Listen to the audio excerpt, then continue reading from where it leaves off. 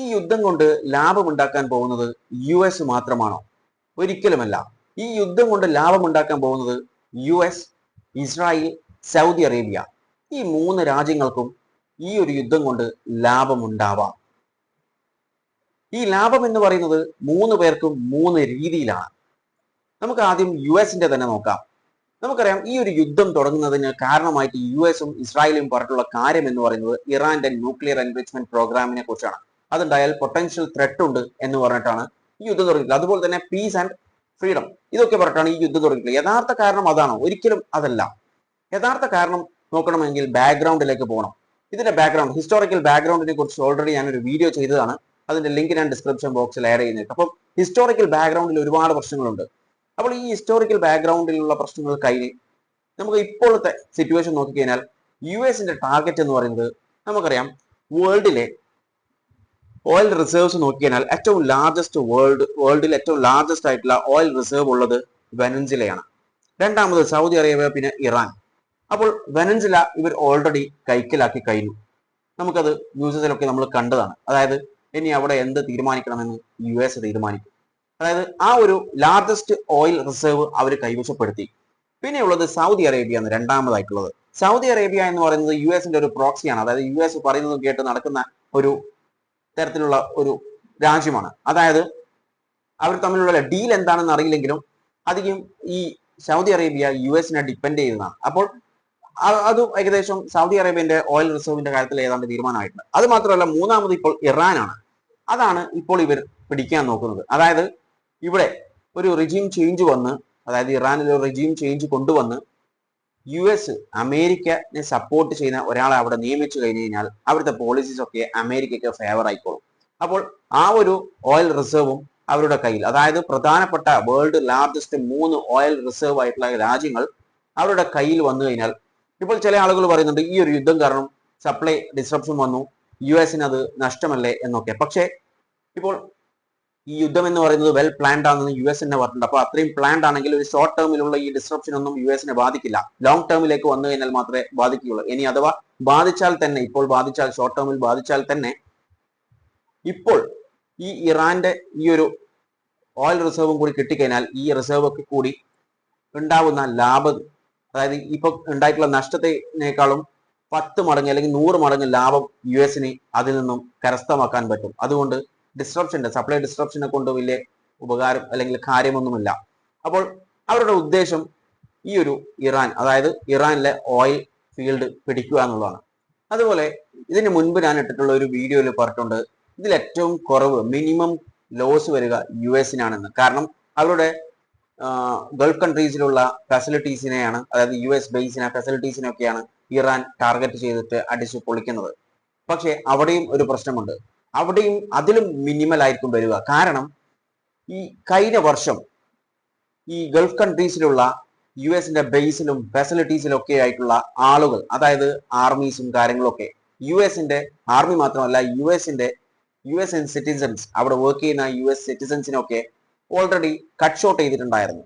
അതായത് കഴിഞ്ഞ വർഷം കട്ട് ചെയ്തിട്ട് അതിൽ പകുതിയിൽ കുറവാക്കി വെച്ചിട്ടുണ്ടായിരുന്നു. എന്നിട്ട് മറ്റു രാജ്യത്തുള്ള ആളുകളെ അവിടെ നിയമിക്കുകയും ചെയ്തിട്ടുണ്ടായിരുന്നു. അതായത് ആളപായം യു എസിന് കമ്പാരിറ്റീവ്ലി കുറവായിരിക്കും. കാരണം ഈ യു എസ് ബേസിലൊക്കെ അടിച്ചു കഴിഞ്ഞാലും, അതായത് ഗൾഫ് കൺട്രീസിലുള്ള യു എസ് ബേസിലൊക്കെ അടിച്ചു കഴിഞ്ഞാലും അവിടെ ആരെങ്കിലും മരണപ്പെട്ടാൽ അത് കൂടുതലും അമേരിക്കക്കാരാവാനുള്ള സാധ്യത വളരെ കുറവാണ്. കൂടുതലും പുറത്തുള്ള മറ്റു രാജ്യക്കാരായിരിക്കും. അത് മാത്രമല്ല, ഇതൊരു വെൽ പ്ലാൻഡ് ആയിട്ടുള്ള ഒരു അറ്റാക്ക് ആണെന്ന് യു എസ് തന്നെ പറഞ്ഞു കഴിഞ്ഞു.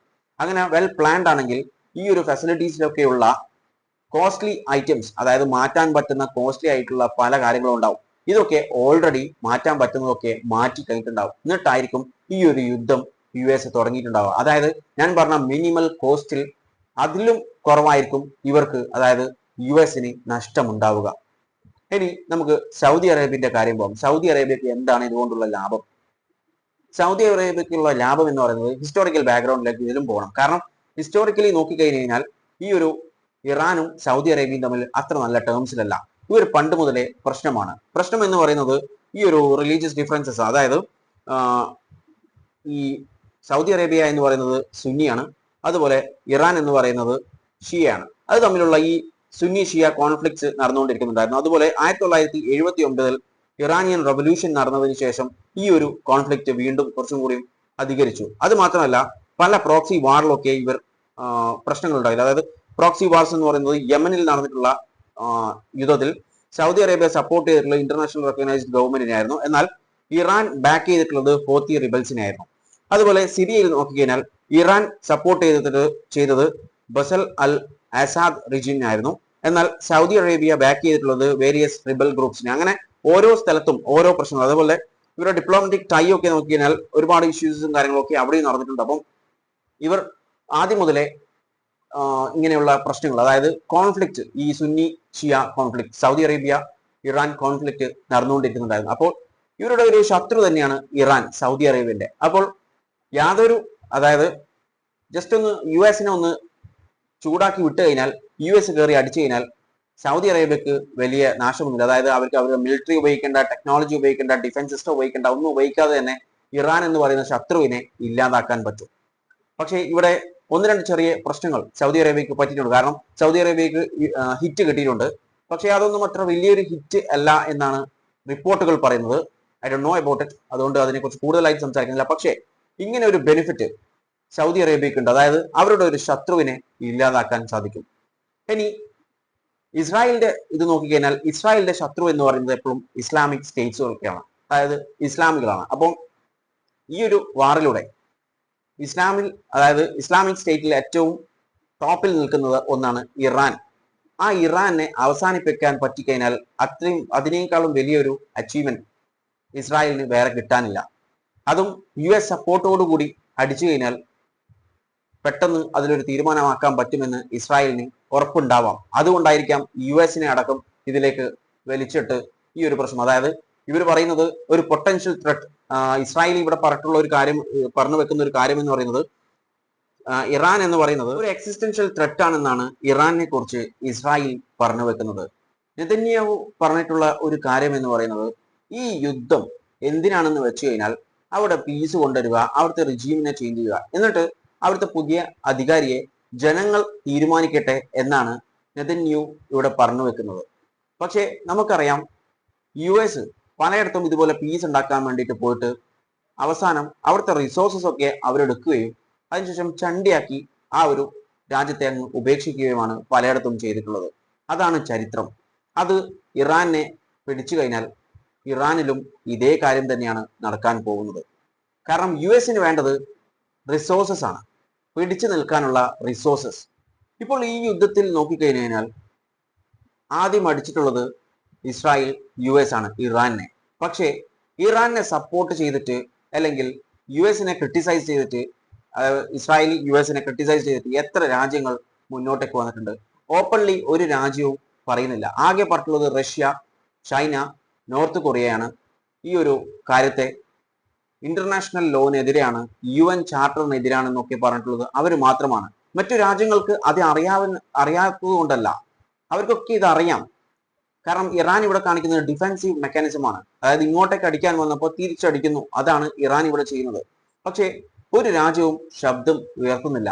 കാരണം ഏതെങ്കിലും ഒരു രീതിയിൽ ആ രാജ്യം US കടപ്പെട്ടിട്ടുണ്ട്. ആ ഒരു കാരണം കൊണ്ടാണ്, എന്തെങ്കിലും ഒരു കാര്യത്തിൽ US ഡിപ്പെൻഡ് ചെയ്യുന്നുണ്ട് ആ രാജ്യങ്ങൾ. അതുകൊണ്ട് മാത്രമാണ് ഈ ഒരു കാര്യത്തിൽ ശബ്ദം മറ്റൊരു രാജ്യങ്ങളും ഉയർത്താത്തത്.